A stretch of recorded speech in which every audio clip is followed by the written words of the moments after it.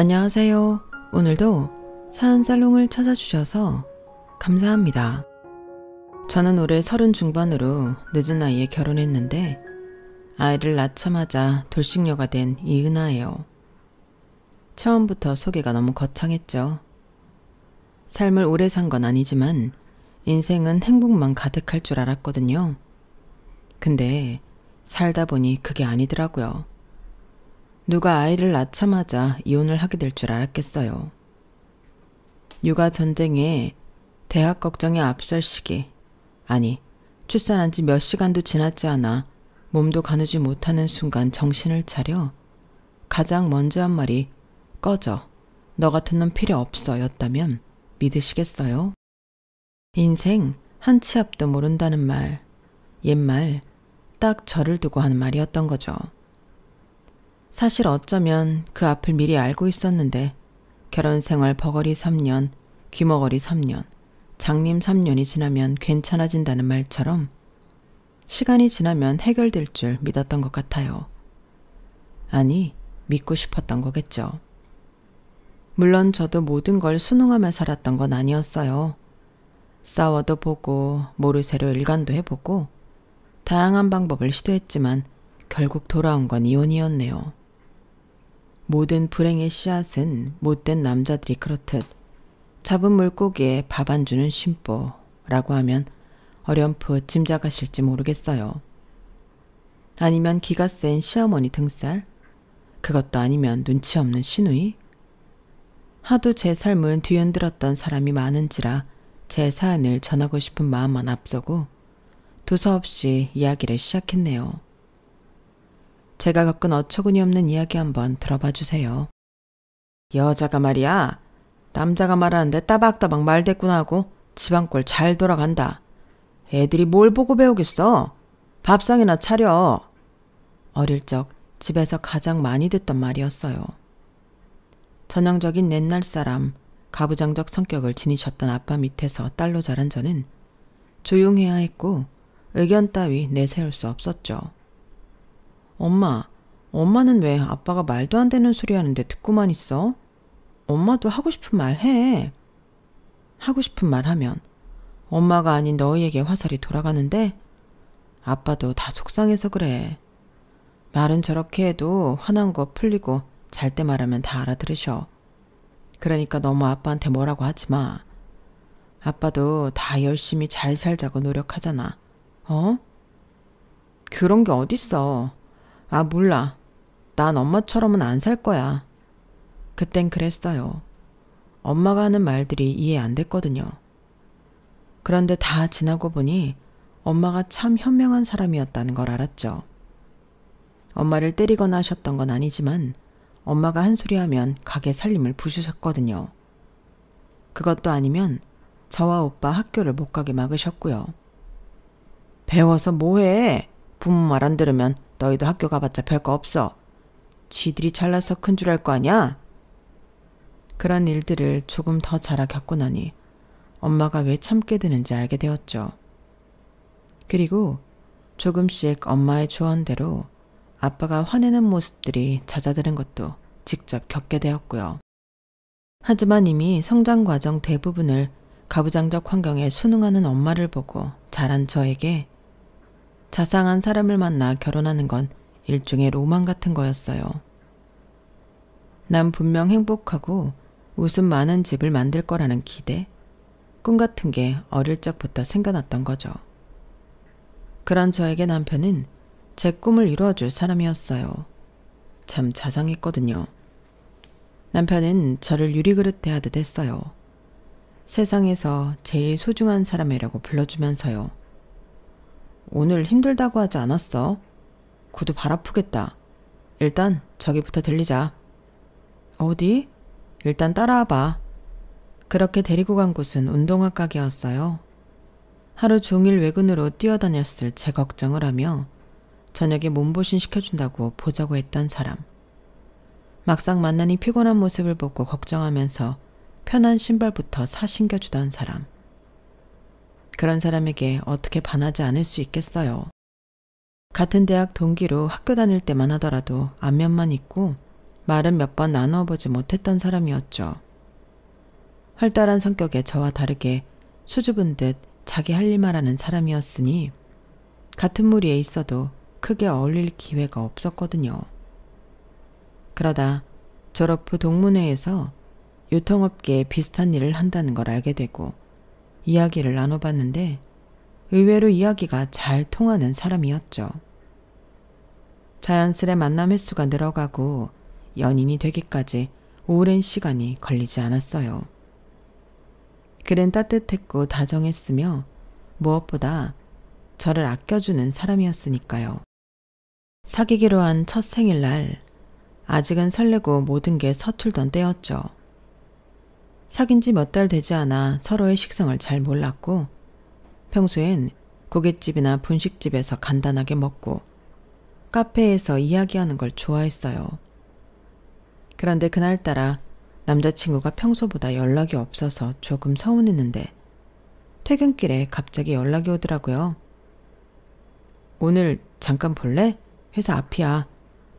작은 목소리로 쑥스러운 듯 말을 꺼내는데 하루 종일 연락 없던 게 서운했던 것도 잠시 저도 모르게 좋아 하고 바로 나갔어요.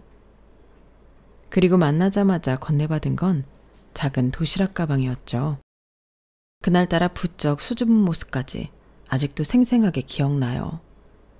그렇게 다정했던 사람이었는데 말이에요. 사실 오늘 휴가 내고 아침부터 이거 만드느라고 정신이 없어서 연락도 못했네. 미안. 서운했지. 생일 축하해.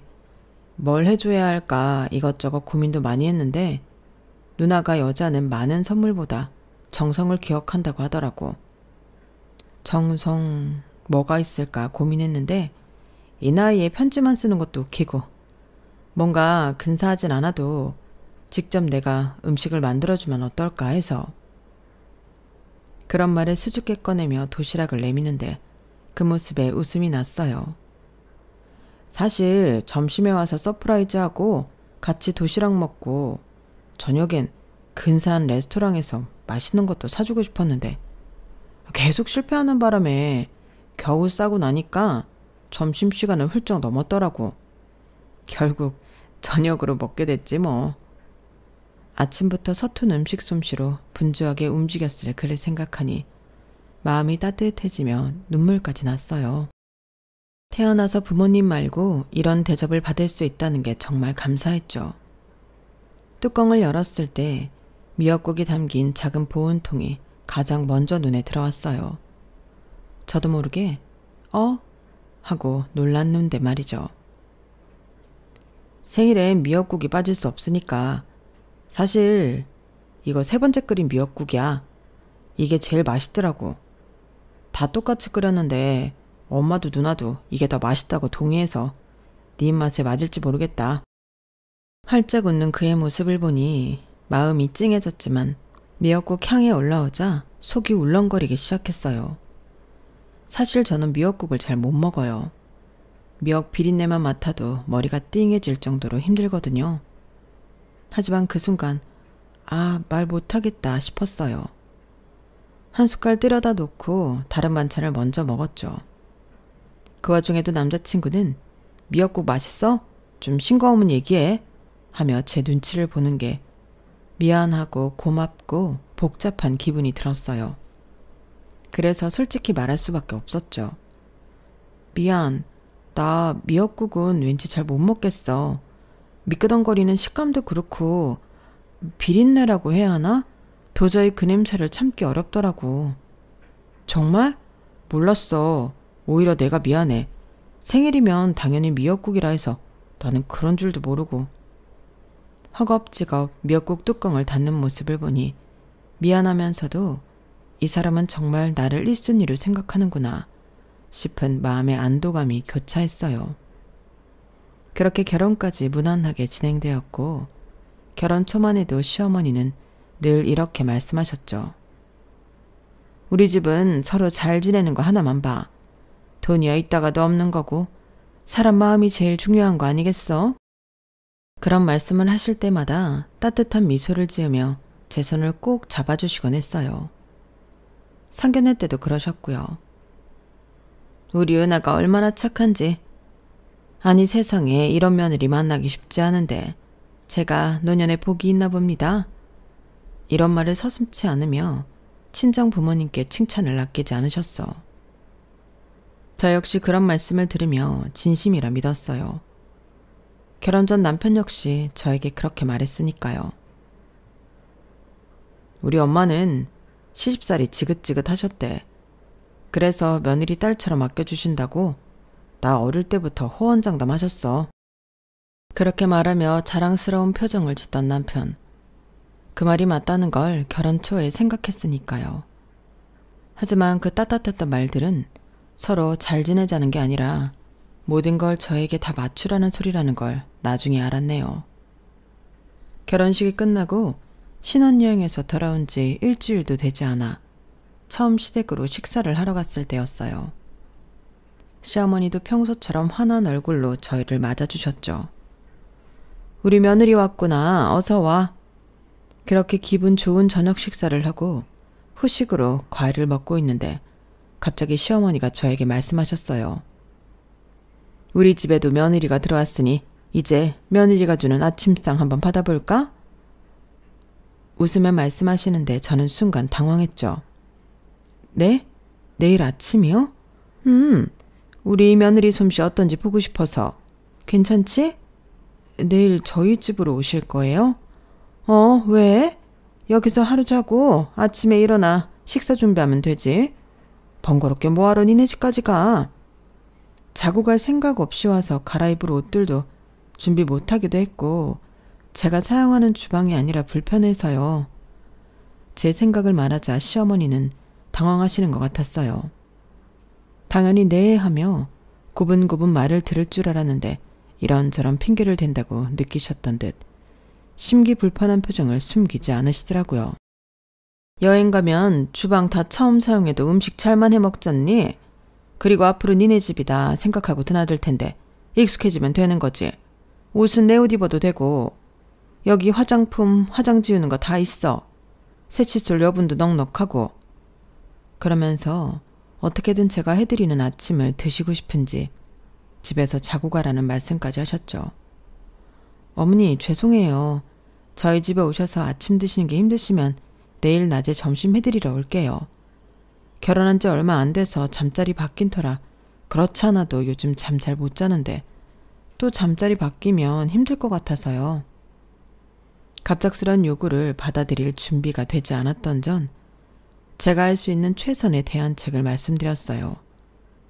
그러자 남편은 어색하게 옆에서 웃기만 하고 어머니는 못마땅한 표정이셨지만 그럼 점심이라도 하던가 하면서 안방으로 들어가시더라고요. 그렇게 일단락 되는 줄 알았는데 그날 이후 시어머니의 요구는 조금씩 늘어갔어요. 우리 집에선 원래 이렇게 했어. 네가 사는 방식도 물론 있었겠지만 앞으론 우리 가족 불편하지 않게 네가 방식을 바꿨으면 좋겠구나. 제가 아무리 설명을 드려도 원래 사용하던 방식이 더 좋을 것 같다고 고집을 부리셨죠. 그렇다고 뭔가 대단한 것도 아니었어요. 예를 들어 설거지를 할 때 저는 원래 그릇을 먼저 닦고 수세미를 다시 한번 헹군 후 수저를 닦는 편이거든요. 그런데 시어머니는 수저 먼저 닦아야 한다고 고집을 부리셨죠. 빨래를 널 때도 마찬가지였어요. 휴일 아침 근처를 지나다 들리셨다며 신혼집에 오셔서 집안일을 하는 동안 거실 소파에 앉아 저를 유심히 보시더라고요. 은하야, 양말은 맨 끝에 널어야 해. 속은 옆에 널면 안 되지. 이런 식이었어요. 정말 사소한 것들이고 무얼 먼저 하든 상관없지만 항상 당신 집만이 가진 질서가 있기에 그 방식을 따라야 한다는 거였죠. 그런 일들이 반복되니 제가 해온 모든 것들이 하나둘 부정당하는 기분이었어요. 이건 우리 집안 대대로 내려온 방식이야. 이제 우리 집 사람 되었으니 이런 사소한 것들을 맞춰가야지 서로 불편함 없지. 안 그러니? 어이없어 남편에게 하소연하면 중재하려는 건지 시어머니 편을 드는 건지 알 수 없는 말만 해댔죠. 저에겐 도움이 하나도 안 되는 말들이요. 자기야, 엄마가 워낙 꼼꼼하시고 완벽주의 성향이 있으셔서 그래. 적응이 어려울 수 있는데 아기는 없으셔. 당신도 알잖아. 그리고 처음엔 어색해도 몸에 익으면 괜찮아질 거야. 그러고 나면 뒤끝 없으셔서 별 말씀 안 하시거든. 그러다가도 제가 도무지 이해를 못하면 결국 저 잘 되라고, 우리 집 잘 되라고 그러시는 거라며 저를 다독였죠. 그런데 이젠 알아요. 당신 어머니를 거스를 수 없으니 따지지 말고 고분고분해지라는 말이었다는 것 말입니다. 그런 일들이 반복되니 무심코 지나쳤던 가장 큰 문제가 두드러지기 시작했어요. 남편이었죠. 시어머니 말이면 무조건적으로 동조하는 태도 말이에요. 제가 조금이라도 다른 의견을 내면 꼭 이렇게 말했어요. 엄마가 저렇게 말씀하시는 건 다 깊은 뜻과 이유가 있어서야. 우리보다 더 많이 사셨잖아.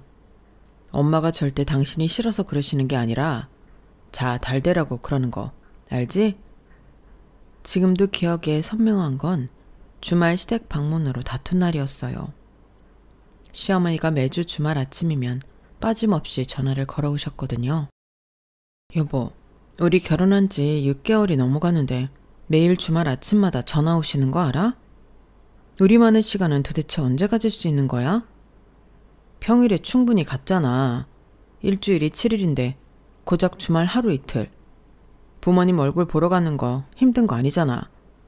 함께 살아서 매일 봤는데 한두 번으로 엄마도 많이 배려해 주시잖아. 저는 더 이상 할 말이 없더라고요.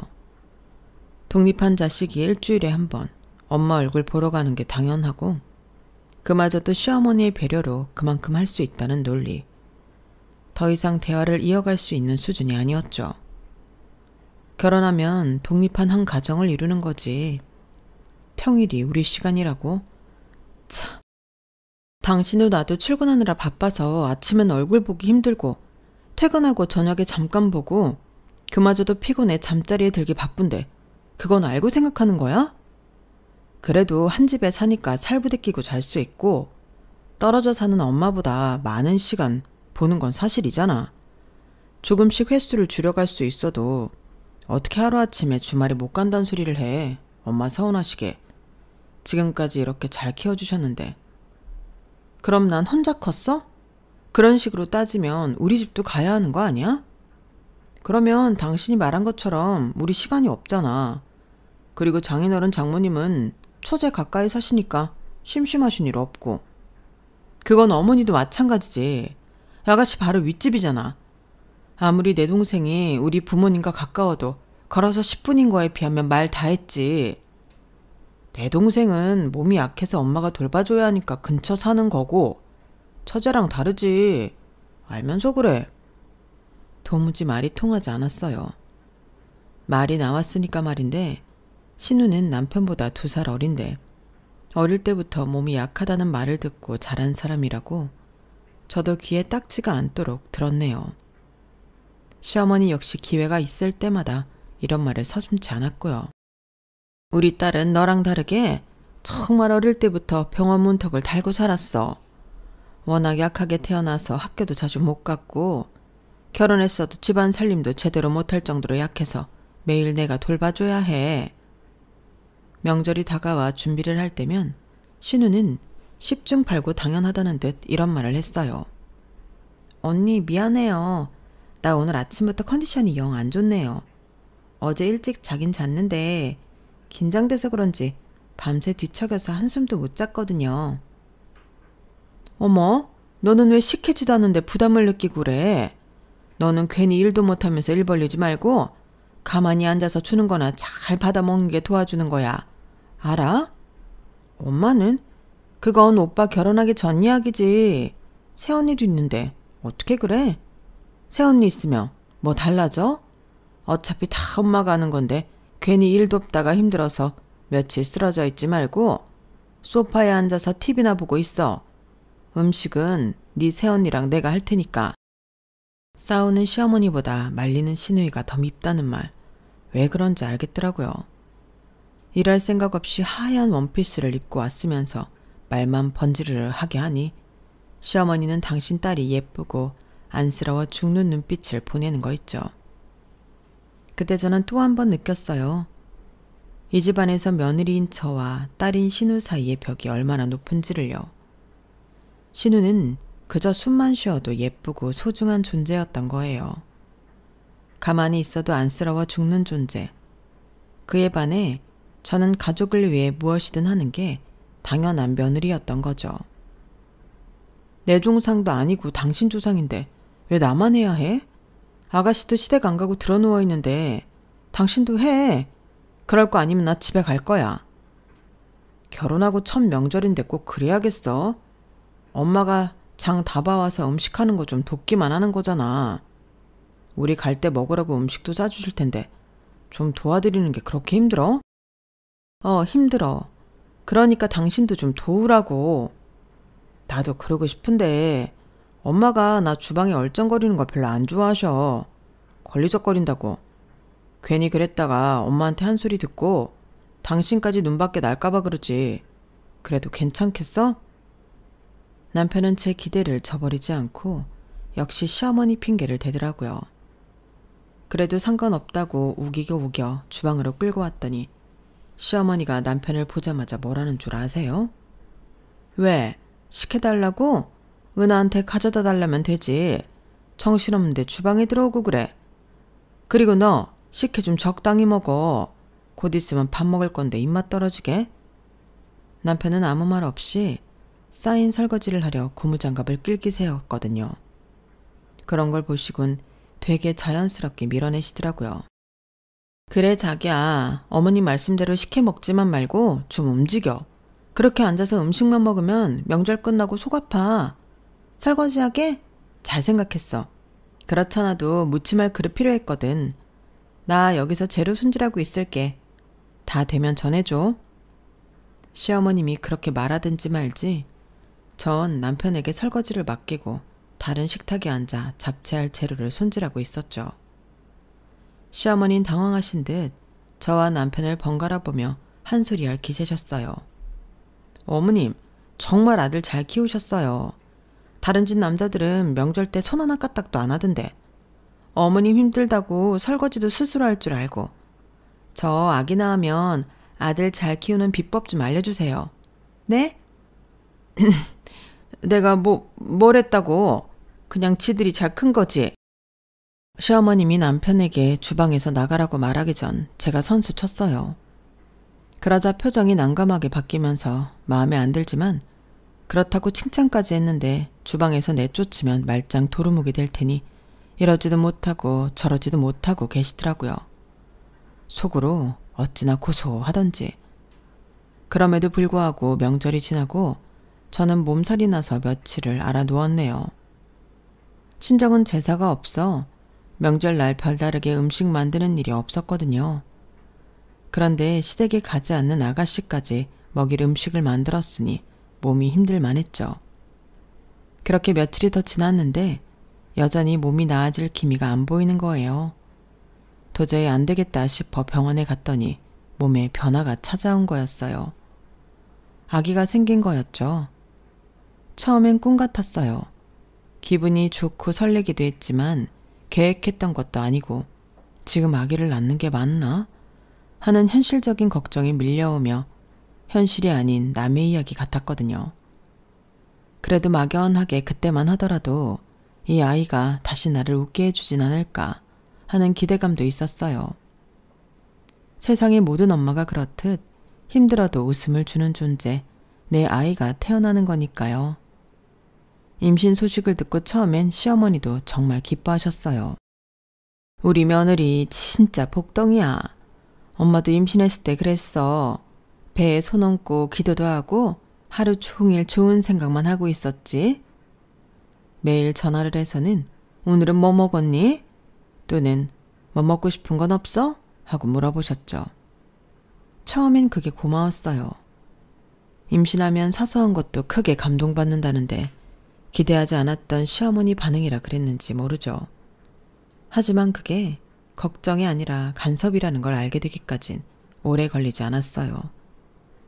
입덧이 너무 심해서 물만 마셔도 토할 것 같고 온종일 누워있던 날이 이어졌는데 시어머니는 전화로 그러셨거든요.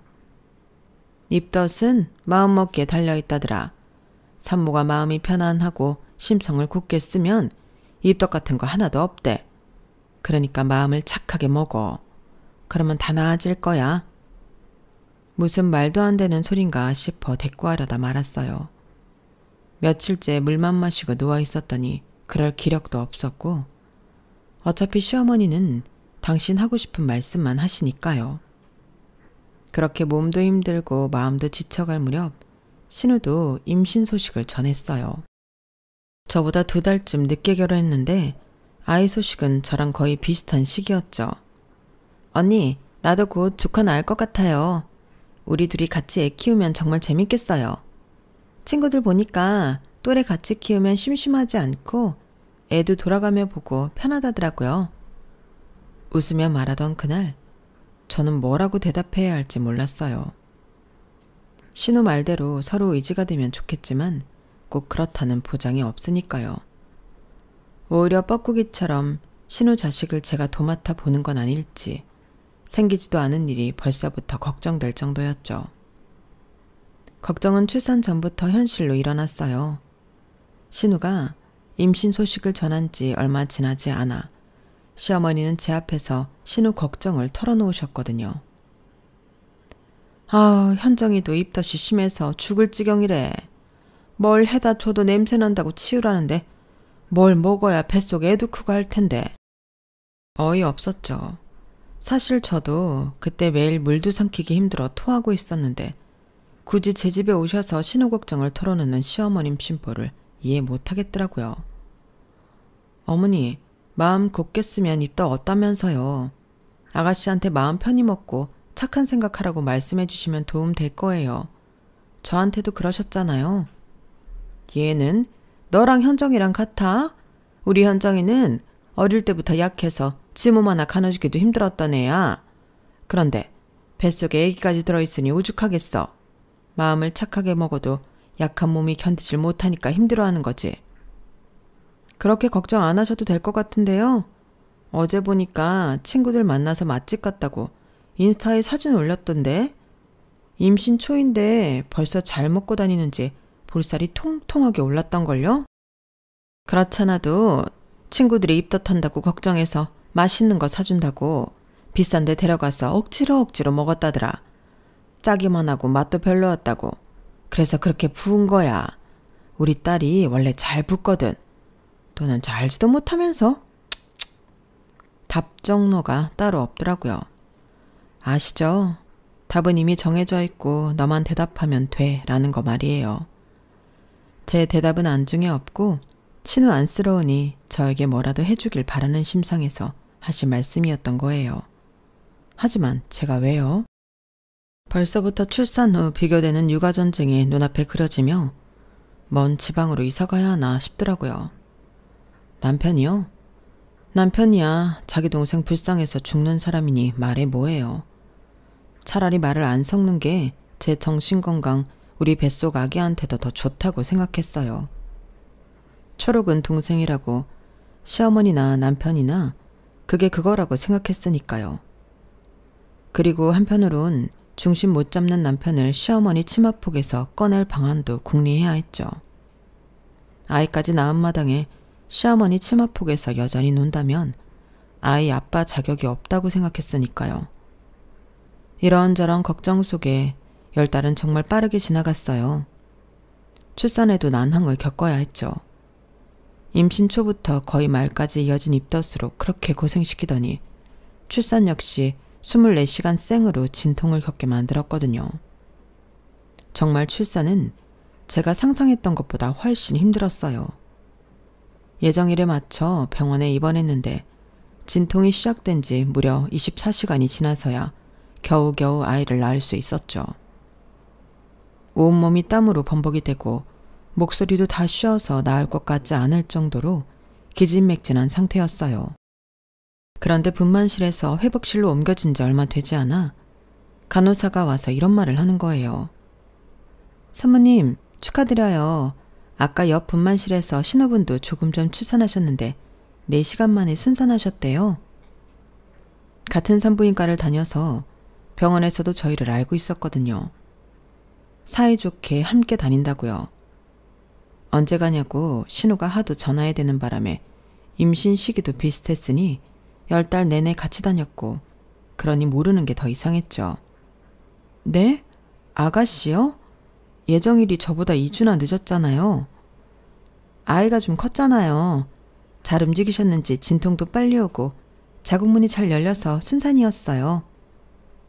제가 나빠서 그런지 모르겠는데 마음이 좀 그랬어요. 부러우면서도 한편으론 고생길은 역시 내 몫인가 싶은 체념 같은 마음이었거든요. 그러면서 왠지 모르게 불길한 예감도 들었죠. 그리고 그 예감이 현실이 되었어요. 시어머니가 병실로 찾아오셨거든요.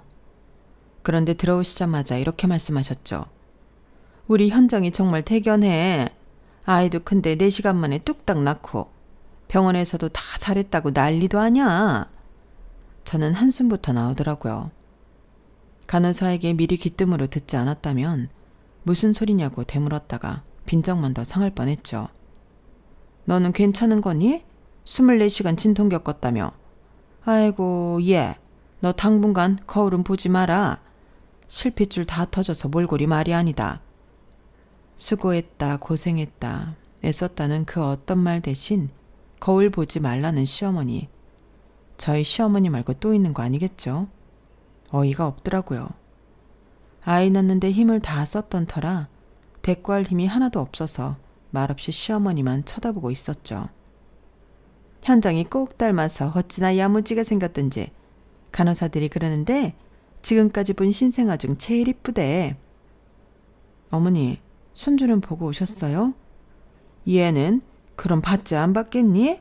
간호사들이 현정이 딸 옆에 떡하니 네 아들 낳는데 안 보고 싶어도 볼 수밖에 없더라. 사내 자식이 누굴 닮아서 그렇게 작은지, 네가 입덧이 심해서 그런지 애가 뱃속에서 영양을 제대로 못 받은 것 같아. 잔병치레도 심하게 생겼어. 방금 출산한 산모 앞에서 할 소리가 아니라고 생각했던 전 쉬고 싶은 마음에 그만 나가라고 막 말하던 찰나였죠. 그때 남편이 들어오더라고요. 입이 귀에 걸린 남편을 보며 시어머니가 그렇게 좋냐? 엄마 너무 신기해. 나 어릴 때랑 정말 똑같이 생기지 않았어? 빨리 컸으면 좋겠다. 같이 축구도 하고 목마도 태워주고 싶어. 환하게 웃으며 아이와 함께할 미래를 상상하는 남편 모습을 보니 기분이 묘해졌죠. 그래도 다행히 아빠 노릇은 제대로 할 수 있겠다 싶은 막연한 기대? 그런 느낌 있잖아요. 그런데 그 기대도 잠시. 갑자기 시어머니가 밝은 표정으로 이렇게 말씀하셨죠. 아 그래, 너 태어날 때 미역국 좀 끓여와라. 어차피 네가 끓이는 김에 많이 끓이면 되잖아. 네? 지금 뭐라고 하셨어요? 미역국 말이야. 산후조리 해야 하니까 미역국 먹을 거 아니야. 너 태어날 때 많이 끓여서 가져와. 어차피 현정이 많이 먹지도 못해. 순간 귀를 의심했어요. 방금 24시간 진통 끝에 출산한 산모에게 퇴원할 때 신우 미역국까지 끓여오려고요? 끓인다면 오히려 반대로 하는 게 맞는 거 아니에요? 입덧 없이 임신기간 내내 맛있는 거 잘 먹고 아이가 컸는데도 진통 없이 거의 순산한 시누이가요. 24시간 진통하느라 얼굴 십필줄은 다 터지고 골반도 틀어지고 회음부도 찢어져 움직이는 것도 자유롭지 못한 저에게 괜찮냐는 말 한마디 한 적 없으시더니 미역국이나 끓이나뇨. 그런데 더 기가 막힌 건 남편 반응이었어요. 옆에서 듣고 있던 남편이 고개를 끄덕이며 이런 말을 하는 거예요. 아 그래, 그게 좋겠네. 여러 번 끓이는 것보다 한 번에 많이 끓이는 게 효율적이지. 원래 미역국은 한 소스 끓여야 맛도 좋고 말이야. 그 순간 정말 머릿속에서 뭔가 뚝 하고 끊어지는 소리가 들렸어요. 이성의 끈이 완전히 놓아버린 거죠. 야! 갑자기 소리를 지르니까 시어머니와 남편이 깜짝 놀라며 저를 쳐다봤어요. 너 나 미역국 못 먹는 거 잊었어? 그런데 지금 네 동생 미역국 끓이라고? 내가 아이 낳을 때 넌 뇌를 낳았냐? 생각 좀 하고 말해. 아, 맞다. 당신 미역국 못 먹었지? 아, 맞다? 그걸 생각해야 알아? 내 얘기도 하지만 네 얘기도 해. 그런 아이 임신해서 출산한 산모한테 몸에 좋은 음식 알아보는 건 바라지도 않아. 그런데 못 먹는 음식 하는 게 당연해? 그게 좋은 생각이야? 남편은 어버버하며 말을 못하고 시어머니가 벌떡 일어서며 소리를 지르셨어요. 얘가 애를 낳더니 완전히 막 나가자는 거야 뭐야? 어디 시어머니 앞에서 지 남편을 쥐잡듯이 잡아? 그렇게 승질머리가 나쁘니까 입덧으로 고생하더니 출산까지 나낭이었지. 그 말을 듣는 순간 진짜 폭발했어요. 그 밥에 그 나물이라고? 아줌마도 똑같아. 뻐꾸기도 아니고. 당신 자식 뒤치작거리를 왜 남한테 맡기려고 해요? 그것도 방금 출산한 산모한테. 뭐? 아줌마라고? 그래, 이 아줌마야. 내 자식이 귀하면 남의 자식도 귀한 줄 알아야죠. 아가씨는 4시간 만에 낳아서 대견하고 나는 24시간 고생해서 낳았으니까 부족하다 이거예요? 너 지금 미쳤어? 감히 어른한테? 미친 건 아줌마죠. 제일 쓸데없는 게 감히 어른한테라는 거 아세요? 내세울 거 없는 사람이 노력 없이 누구나 먹는 나이로 유세 떠는 거 제일 한심한 거 알고나 하시는 소리냐고요. 남편이 허겁지겁 끼어들며 저를 말리려고 했어요. 자기야, 진정해. 엄마도 그런 뜻이 아니었을 거야. 야, 너는 빠져. 엄마 치마폭에서 헤어나지 못하니까 똥오줌 못 가리고 낄 때 못 낄 때 구분 못하는 거야. 그때 시어머니가 완전히 흥분해서 소리치셨어요. 이 년이 뭘 믿고 이렇게 큰 소리야? 자기야, 우선 진정하고. 진정은 개뿔. 당신이 중재를 제대로 했으면 이런 일까지 올 일이 있었겠어? 맨날 지 엄마 편 만들더니 이제 와서 진정하라고? 기운이 없는데 악을 썼더니 머리가 어질했어요. 더 이상 소리쳐봤자 무의미하다는 생각도 들었고요. 침대 옆 긴급벨을 주저하지 않고 눌렀죠. 큰 소리가 오갔으니 무슨 일이 생겼다는 걸 짐작했던 것 같아요. 간호사가 허겁지겁 들어왔거든요. 어머, 무슨 일이세요, 사모님? 어디 아프세요? 간호사님, 저기 저 2사람 접근 금지 신청해요. 제 앞에 나타나지 않게 해주세요. 네? 접근 금지요? 네, 저 2사람 때문에 스트레스 받아서 애 못 키울 것 같아요. 신생아한테도 안 좋을 것 같고요. 간호사는 당황해서 시어머니와 남편을 번갈아 보더니 조심스럽게 말했어요. 우선 조용히 해주세요. 다른 산모님들이 놀라실 수 있어요. 일단 면회 시간도 끝났으니까 오늘은 들어가시고 내일 이야기하시는 게... 아니요. 내일 더 이야기할 것도 없어요. 다시는 이 병실에 못 들어오게 조치 취해주세요. 간호사는 방금 전 소랑스러웠던 현장과 제 말을 듣고는 시어머니와 남편에게 조심스럽게 말했어요. 면회 시간도 끝났고 사모님이 많이 힘드신 것 같으니까 오늘은 이만 돌아가시는 게 좋을 것 같아요. 남편은 어쩔 줄 몰라하며 저를 쳐다봤지만 저는 고개도 돌리지 않았어요. 자기야, 우리 내일 다시 이야기하자. 저는 대꾸할 필요성도 느끼지 못해 고개를 돌렸죠. 시어머니는 마지막까지 뭔가 말하고 싶어 하셨지만 간호사의 눈치를 보며 못 이기는 척 병실을 나가셨어요. 남편도 뒤따라 나가면서 문 앞에서 한 번 더 돌아봤지만 저는 눈길 한 번 주지 않았네요. 병실 문이 닫히자 갑자기 고요해졌어요. 간호사가 제가 안쓰러웠는지 힘내세요라는 말만 작게 남기고 나가셨고 저 혼자만 남았죠. 이상했어요. 서러운 상황인데 눈물이 하나도 나오지 않더라고요. 보통 이런 상황이면 펑펑 울었을 텐데 지금은 머리가 오히려 맑아지는 기분이었어요. 아마 아기 때문이었을 거예요.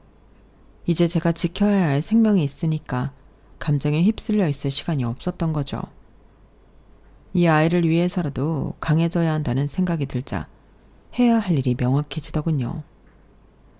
침대 옆 서랍에서 핸드폰을 꺼내 변호사 사무소에 전화를 걸었어요. 예전에 회사 법무팀에서 일할 때 알게 된 변호사님이 계셨거든요. 여보세요? 김 변호사님, 저 이은하예요. 늦은 시간에 죄송해요. 아, 은하씨, 오랜만이네요. 무슨 일이세요? 이혼 상담 받고 싶어서 전화드렸어요. 전화 너머로 잠시 침묵이 흘렀어요. 이혼이요? 갑작스럽네요. 혹시 지금 어디 계세요? 병원이에요. 오늘 출산했거든요. 출산하신 날에 이혼 상담이라니 무슨 일이 있으셨나요? 저는 차근차근 상황을 설명했어요. 시어머니의 차별 대우부터 시작해서 남편이 중심을 못 잡았던 이야기. 차마 마마보이라는 단어 자체를 입에 올리기 창피하더라고요. 오늘 있었던 미역국 사건까지.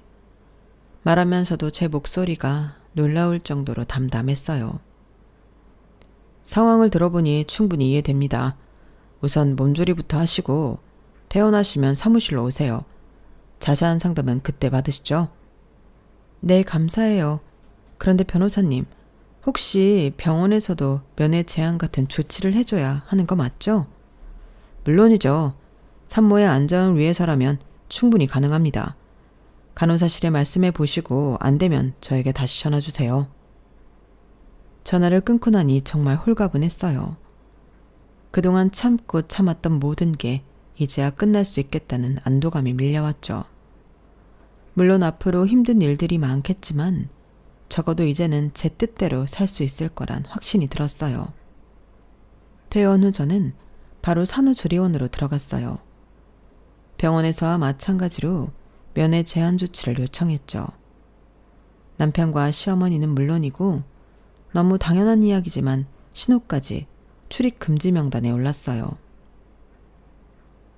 정말 가족분들 면회를 제한하시겠어요? 산후조리원에서는 처음 있는 일이라서. 상담사분이 조심스럽게 물어보셨지만 저는 단호했죠. 네, 확실해 주세요. 제 정신건강과 아기를 위해서 꼭 필요해요. 남편이 몇 번 전화를 걸어왔지만 받지 않았어요. 문자도 마찬가지였고요. 시어머니는 아예 산후조리원에 직접 찾아와서 면회를 요구했다고 하던데 당연히 돌려보내졌죠.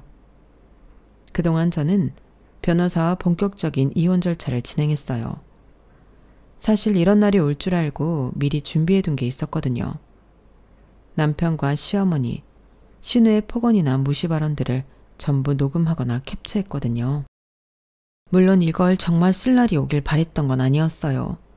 하지만 생각하지 못했던 요구들이 점점 늘어나고 남편이 중심을 잡지 못하는 모습들을 보며 혹시 하는 생각들이 조금씩 들었고 지나쳐 후회하기보단 웃으며 그랬다고 말할 수 있도록 대비하는 게 좋겠다고 생각했을 뿐이었죠. 그렇게 모아진 증거들은 임신했을 때 심성을 곧게 쓰라며 제 성질머리가 나쁜 건 아닌지 우회적으로 말씀하셨던 일이나 남편이 시어머니 편을 들며 우리가 좀 더 잘하자는 것, 신우가 항상 힘들다고 모든 일을 저에게 떠넘기는 등 사소해 보일 수 있지만 하나 둘 쌓이니 이상하게 보이는 건 어쩔 수 없더라고요. 변호사님도 깜짝 놀라실 정도였고요. 이렇게 체계적으로 정리된 증거는 처음 봅니다. 정말 치밀하게 준비하셨네요. 이혼 소송에서도 이런 증거들이 저를 완벽하게 지켜줬어요. 재산 분할에서도 아이의 양육권에서도 모든 게 제게 유리하게 돌아갔죠. 남편은 완전히 당황한 모습이었어요. 시어머니 치마폭에서만 놀다가 제가 이렇게 나올 줄 꿈에도 몰랐던 거죠. 법정에서 변호사도 없이 혼자 나온 남편을 보니 한편으론 불쌍하기도 했어요. 어쩌면 미성숙한 부모를 만나 남편 역시 독립하지 못하게 된 피해자가 아닐까 그런 생각이 들었거든요. 자식이 생기니 내 자식의 앞날을 걱정하며 남편 모습이 겹쳐 보였던 것 같아요. 그래도 불쌍한 건 잠깐이었죠. 자기야, 우리 다시 한번 생각해보자. 애도 있는데. 늦었어. 이미 끝난 일이야. 그렇게 이혼 소리에 도장을 찍고 홀가분하게 혼자가 되었죠. 동네가 가까워서 시에서 운영하는 운동센터에 같이 다녔었는데 이혼 후 제 눈치를 보는 분들이 하나 둘 생기는 것 같았어요. 나중에 알고 보니 시어머니는 제가 무섭다며 주변 사람들한테 하소연을 하고 다녔다고 하더라고요. 우리 며느리, 아니지 그년이 내 앞에서는 호호 웃고 뒤에서는 호박씨 제대로 깠다니까? 무서운 년이야 정말. 그러니까 자기들도 조심해. 나처럼 엮일 일이 없겠지만 사람 일은 모르는 법이잖아. 그런 말이 제 귀에 들어올 때마다 웃음이 났어요. 원래 그러시는 분이라고 생각했지만 그런 말 자체가 누워서 침 뱉기라는 걸 정말 모르고 하시나 싶더라고요. 그런데 정말 재미있는 일이 하나 더 있었어요. 신우가 얼마 지나지 않아 이혼을 했거든요. 신우 남편이 바람을 피웠다는 거예요. 언니, 미안해요. 하소연할 사람이 없어서. 우리 남편이 회사 동료랑 울먹이며 전화를 걸어왔는데 자세히 들어보니 이런 사연이었어요. 신우가 애를 낳고 나서도 여전히 몸이 약하다며 집안일은 물론이고 육아도 제대로 안 했던 모양이에요. 맨날 시어머니 집에 가서 애만 맡기고 자기는 친구들이랑 놀러 다니고 집에 돌아오면 해야 할 일들에 육아까지 산더미. 게다가 신우의 지치작거리까지 쌓이고 쌓이다 보니 자기 일 똑부러지게 하는 회사 동료에게 마음이 갔다고 하더라고요. 바람 피는 건 당연히 나쁜 거라고 생각하지만 솔직히 그 심정은 이해가 되더라고요. 그리고 제가 나쁜 건지 모르겠지만 좀 통쾌하기도 했고요. 그래서 어떻게 하려고요? 엄마가 그래도 애 있으니 새언니처럼 이혼하지 말라고 하는데 언니는 어떻게 생각해요? 아가씨 인생이니까 아가씨가 알아서 해요. 나한테 물어볼 것도 없고. 어머니한테 물어볼 건 더더욱 아니에요. 누가 대신 살아주는 거 아니잖아요. 그렇게 마지막 통화를 끝내고 얼마 지나지 않아 결국 신우도 이혼했어요. 결국 시어머니는 아들, 딸 모두 치마폭에 싸고 돌 수 있게 되셨어요. 어찌 보면 소원 성취하신 셈이죠. 다 큰 자식 못 보내주고 감싸고 도셨으니 마지막으로 시어머니께 인사를 드렸어요. 어머니, 이제 아들, 딸 둘 다 옆에 끼고 사시면 될 것 같네요. 정말 좋으시겠어요. 너 그걸 말이라고 하는 거야? 그럼 안녕히 계세요. 앞으로 서로 얼굴 볼 일 없겠지만 동네도 좁은데 제 뒷담화 적당히 하고 다니셨으면 해요. 저한테 전하는 사람들은 어머니 욕도 하거든요. 별로 좋게 안 들려서요. 뭐? 그것들이 그런 소리를 너한테 하고 다닌다고? 뭐라는데? 말은 해줘야 할 거 아니야? 분한 듯 언성을 높이는 시어머니를 뒤로 한 채 자리에서 일어났죠. 그렇게 저는 완전히 새로운 인생을 시작했어요. 아이와 함께 말이에요.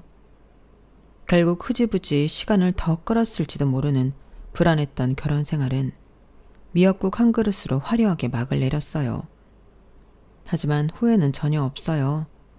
오히려 그때 폭발했기에 지금의 자유로운 삶이 가능했으니까요. 어떤 분들은 너무 극단적이었다고 하실지도 모르겠어요. 하지만 저는 확신해요. 그때 참았다면 평생 그렇게 살았을 거라고 말이에요.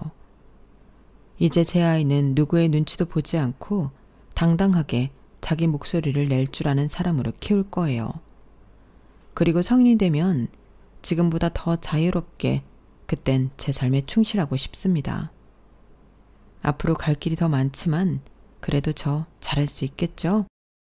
제 이야기 들어주셔서 감사합니다. 들어주신 분들도 삶에 으쌰으쌰 하시고 건강하고 행복하세요. 여러분, 사연 댓글에 응원과 현명한 조언 부탁드려요. 좋아요와 구독은 저에게 큰 힘이 됩니다. 오늘도 좋은 일 가득하세요.